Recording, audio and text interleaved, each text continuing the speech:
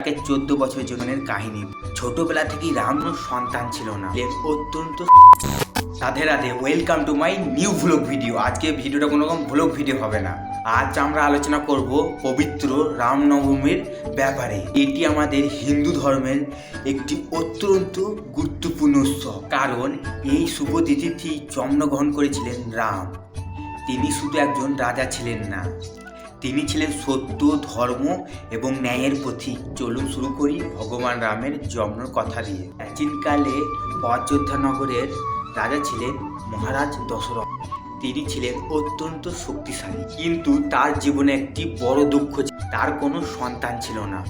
সন্তান লাভের আশায় তিনি একটি বিশেষ যজ্ঞের আয়োজন করেন, যার নাম ছিল পুত্র কামেষ্টি যজ্ঞ। যজ্ঞের পর দেবতাদের আশীর্বাদে তার 3 রানীর সন্তানের জন্ম দেন।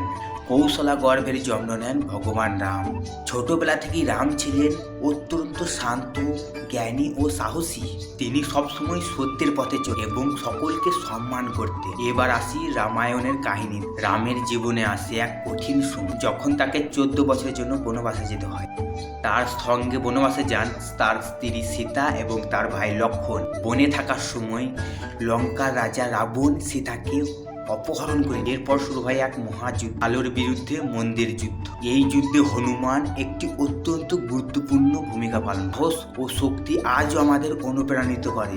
আর বন্ধুরা, চ্যানেলে নতুন হয়ে থাকলে অবশ্যই চ্যানেলটিকে সাবস্ক্রাইব করবেন, লাইক করবেন, কমেন্টে জানাবেন ভিডিওটা কেমন হয়েছে।